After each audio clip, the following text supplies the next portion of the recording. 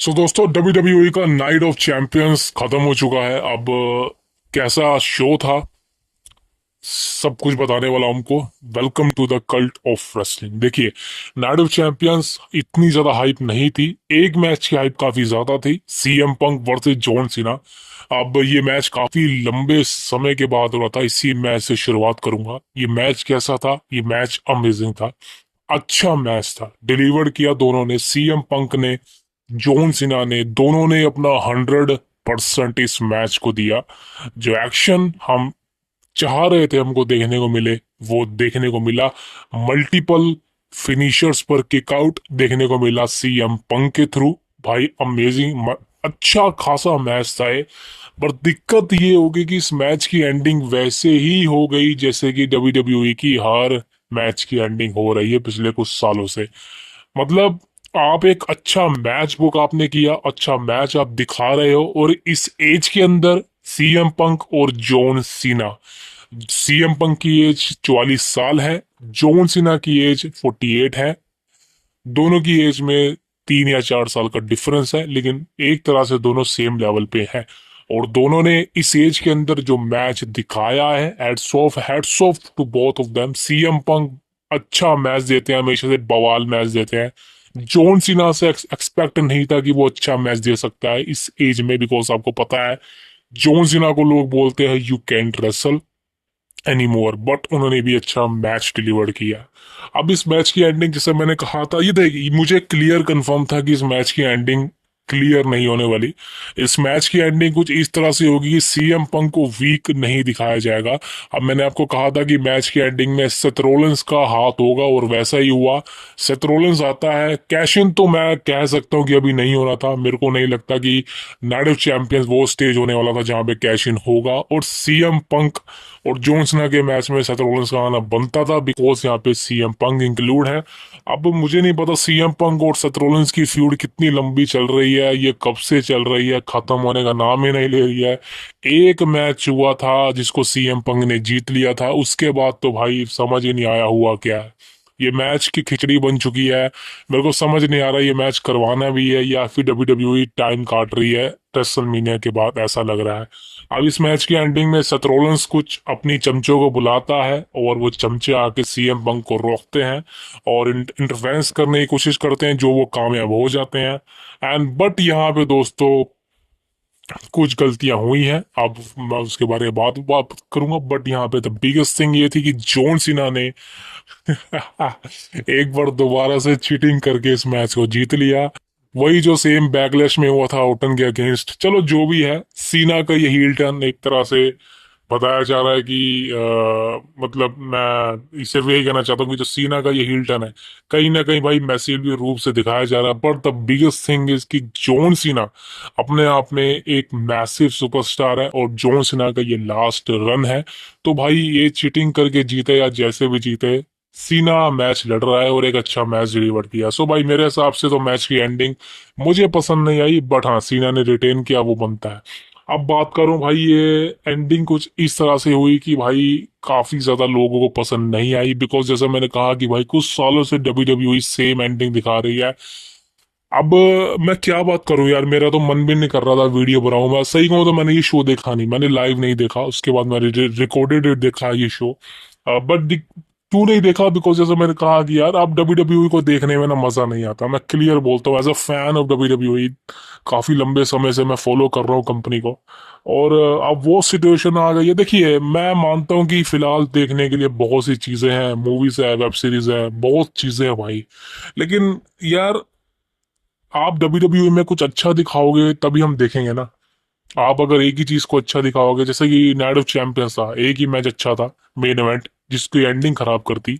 और ऐसी कुछ चीजें डब्ल्यूडब्ल्यूई कर रही है जो बोरिंग कर रही है, वो बोरिंग हो रही है। अब मैं पुरानी बात नहीं करूंगा, बिकॉज पुरानी बातें करते रहो कुछ फायदा होने वाला है नहीं। आज की चीजें चल रही हैं, चलने दो। अब मैच की एंडिंग से बहुत लोग निराश भी हैं। बट जैसा मैंने कहा था यार, WWE सिर्फ वो मैच करवा रही है जॉन सिन्हा के जो लोग देखना चाहते थे, जैसे कि ओटन के अगेंस्ट कराया, अब CM पंक के अगेंस्ट करा दिया। अब मेरे ख्याल से सिन्हा का एक और राइवल था, बताया जा रहा है कि कौन था यार, मेरे को तो याद भी नहीं है, बट हाँ कहीं ना कहीं हो सकता है वो भी वापसी आ जाए। सो ये चीजें हो रही हैं, बट चलो जो भी था वही आपको देखने को मिला। सीना रिटेन कर गया अनडिस्प्यूटेड चैंपियनशिप। अब दोस्तों बात कर रहा है एक और मैच की, यह है Cody Rhodes versus the Viper Randy Orton. ये किंग ऑफ द रिंग के खिताब के लिए था। अब इस मैच में एंडिंग मैंने कहा था आपको क्लियर नहीं होगी, रेंडी ऑर्टन हारेगा, बट कहीं ना कहीं ऐसे होगा कि ऑर्टन का हील टर्न प्रेजेंट होगा, और वैसा ही हुआ। टर्म बकन खुल जाता है, रेंडी ऑर्टन अपने प्लान में खुद ही फंस जाता है और कोडी रोड्स को फायदा मिलता है। मैच अच्छा था, मैच बहुत अच्छा था, बट कहीं ना कहीं भाई एक चीज जो मैं आज के समय से, मतलब बहुत समय से देख रहा हूँ, पिछले 4 या 5 सालों से, कि भाई रिंग के अंदर जब दो सुपरस्टार परफॉर्म कर रहे हैं, लड़ रहे हैं, तो दोनों आपस में बातें क्यों करते हैं, मुझे एक बात समझ नहीं आती है। कोडी रोड्स बहुत बातें करता है, जॉन सीना बहुत बातें करता है, मुझे समझ नहीं आता भाई, आप क्या कर रहे हो यार, क्या कर रहे हो आप कैमरे पे साफ दिखता है भाई, साफ सुनाई दिखता है, सब हमको सब पता है भाई, हम सबको पता है WWE फेक रेसलिंग है, ये जो भी बोलते हैं ये फेक है, ये सब नौटंकी करते हैं, हम सबको पता स्क्रिप्टेड है, बहुत ही अंदर तक स्क्रिप्टेड है, इवन आप कुछ भी देखोगे वो भी फेक होगा।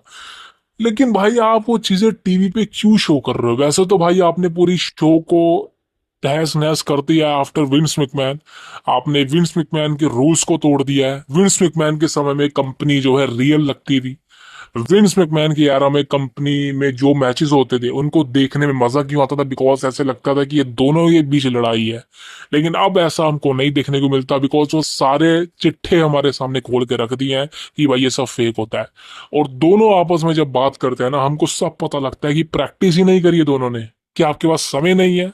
बिल्कुल मान सकता हूँ कि आप बिजी हैं, बट यार कहीं ना कहीं भाई आप लंबा मैच दो मत ना। कोडी रोड्स वर्सेस रेंडी ओटन, जैसा मैंने कहा कि मैच अच्छा था, लेकिन साफ दिखाई दे रहा था ये मैच को लंबा खींचा जा रहा है।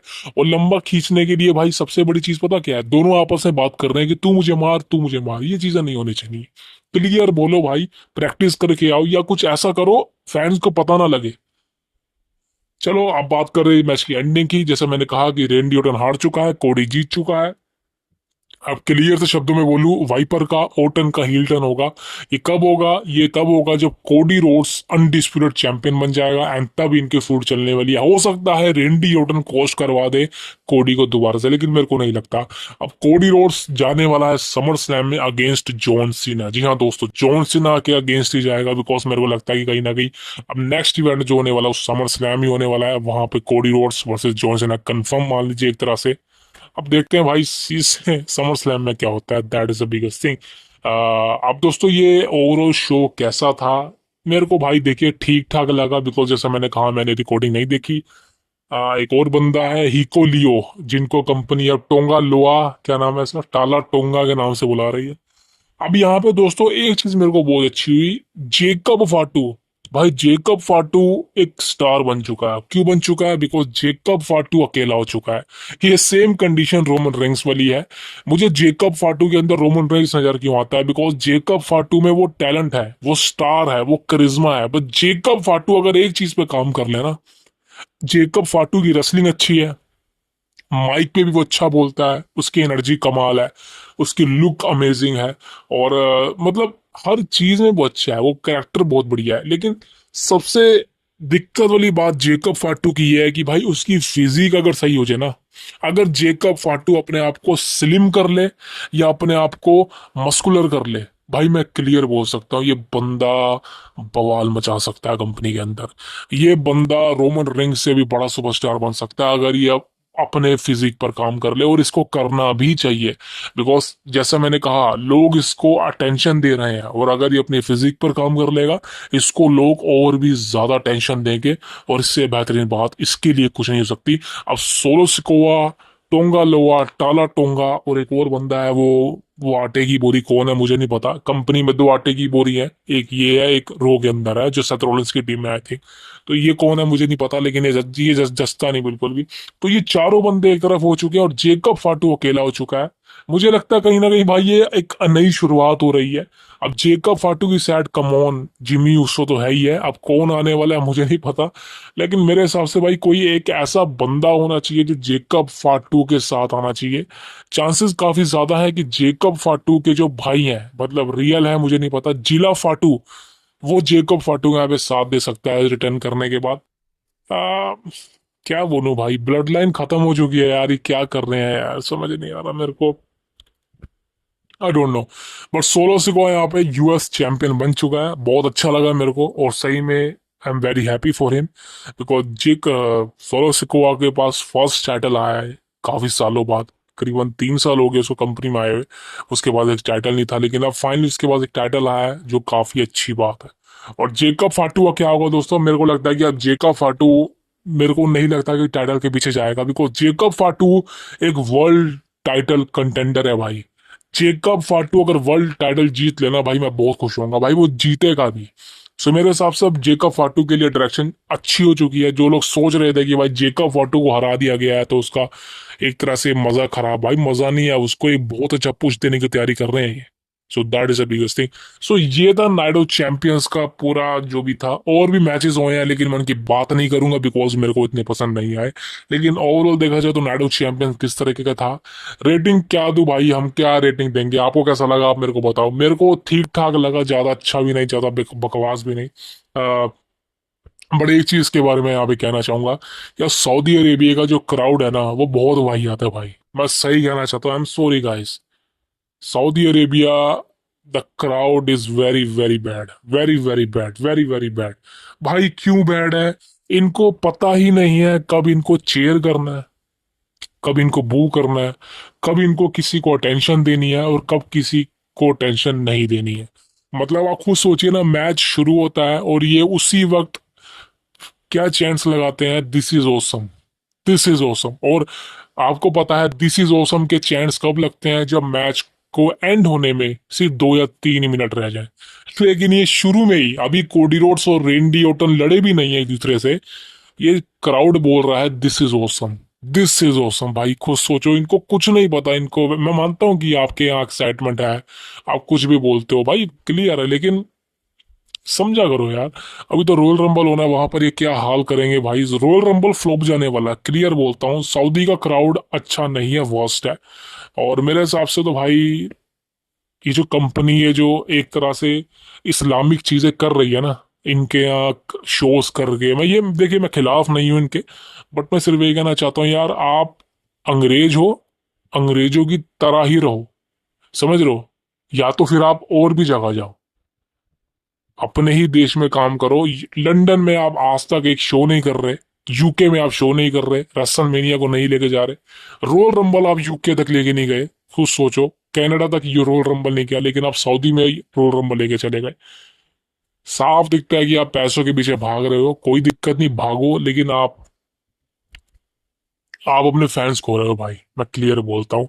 W W is not a same W W any more. आप जो हम सब डब्ल्यू डब्ल्यू को देख के बड़े हुए हैं, बट मैं ये कहना चाहता हूँ, ये जो डब्ल्यू डब्ल्यू है ये वो वाली डब्ल्यू डब्ल्यू नहीं जो हम देखते थे। बट राइट नाउ मैं सिर्फ ये कहना चाहता हूँ भाई, जो चल रहा है चलने दो। अब उतना ज्यादा एक्साइटमेंट नहीं रह गई है, आपने देखा होगा चैनल पे वीडियो भी मैं नहीं डालता हूँ, बिकॉज क्या है ना, अब वो एक्साइटमेंट नहीं है अंदर। आई एम सॉरी गाइस, अब वो एक्साइटमेंट नहीं है अंदर।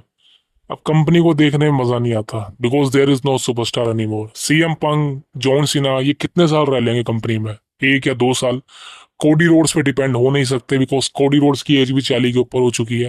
रोमन रेंज जाने वाला है, सेथ रोलिंस भी कितने साल लड़ लेगा। रेंडी ओटन भाई एक तरह से लेजेंड है, लेकिन रेंडी ओटन भी एक तरह से वो नहीं रहा अब।